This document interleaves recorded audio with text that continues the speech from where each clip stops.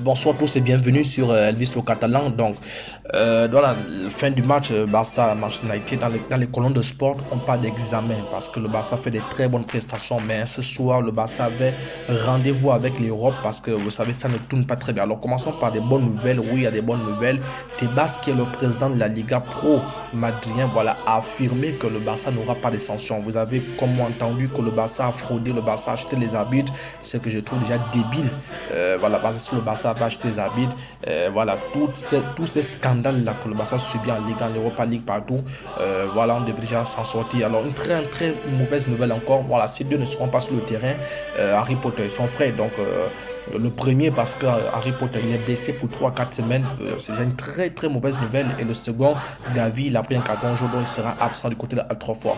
Donc, c'est terrible parce que le Barça sans ces deux-là, je ne sais pas. Là, au moins, Xavi va mettre ses poussins.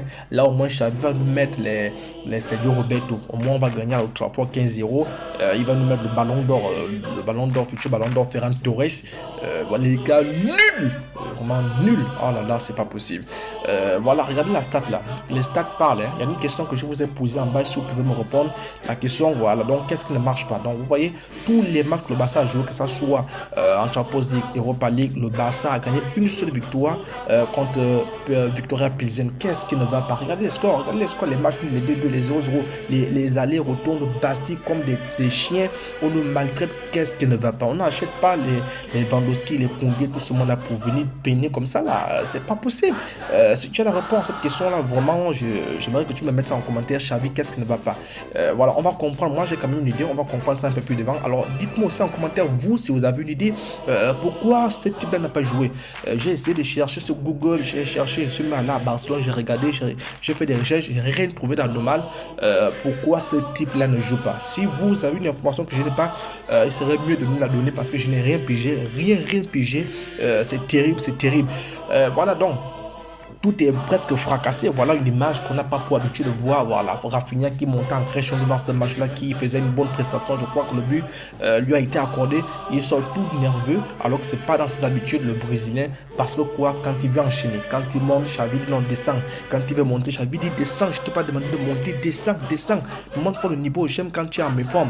Donc, dites-moi aussi en commentaire, vous, est-ce que ici il y a main? Parce que moi, je ne sais pas. J'ai mis mes verres, j'ai mis 3 verres pour regarder, pour zoomer. Voilà, moi, je sais qu'il y a main. C'est pas possible. Soit il n'y avait pas de courant au Cameroun, soit il n'y avait pas d'arbitrage, soit il n'y avait pas de VAR. C'est de la connerie et pure et dure connerie. Et ça, c'est pas la première fois. Si on est là en Europa League, c'est parce qu'on a subi ça en Champions League. Et là, on risquerait de descendre en C3 toujours à cause des mêmes choses. C'est pas possible. Si c'était contre le Barça, oui, ça allait aller. Oui, ça allait siffler. Oui, ça allait brancher. Oui, ça allait appuyer les boutons. Mais après 15 minutes, on devait revenir. Alors, repassons déjà au classement de Xavi. Je n'ai rien pigé parce que moi, m'a appris qu'on ne change pas l'équipe qui gagne. C'est vrai qu'il y a des rotations. C'est vrai qu'il y a un match retour qui revient très vite. Et voilà. Mais samedi ou dimanche, le Barça joue contre Cadix, 16e de la Liga.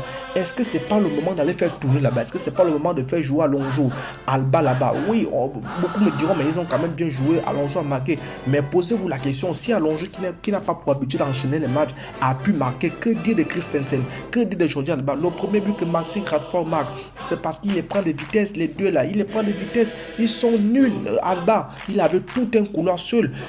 Voilà, on savait tous que Chose savait qu'il ne pouvait pas déborder parce que le gars, il n'a plus le coffre, il fume le banc, je ne sais pas, le tabac à la maison, Koundé qui ne se gère pas, Xavi qui est vraiment nul tactiquement, il est nul, je vous assure, parce qu'il a d'abord mis Araujo sur le côté, croyant que Rashford va jouer ailier, Rashford va jouer dans l'axe, mais remet Araujo dans l'axe et remet Koundé sur le côté, Koundé qui commence déjà à avoir l'esprit de l'anglais sort dans le corps de Koundé, sort dans son corps, parce que tu commences déjà à trop marquer des buts dans ton camp, là, monsieur Koundé, ça fait 2 matchs, voilà, donc moi j'attends le match retour. J'espère que Xavi va nous mettre d'équipe type avec les Sergio Roberto, le ballon d'or, Ferran Torres. J'espère que là-bas on va gagner parce que quand on a les joueurs à notre disposition, Xavi trouve à faire de la boost mat. Vous savez, vu l'équipe de Tenag, il a mis les compétiteurs, il a mis ceux qui sont en forme et ça a répondu. Xavi nous met Christensen. Moi je me suis posé la question, quand il le fait encore entrer, c'est pour faire quoi? Il le fait entrer. Il y a déjà le naufrage, c'est déjà de la bouillie qu'on assiste là.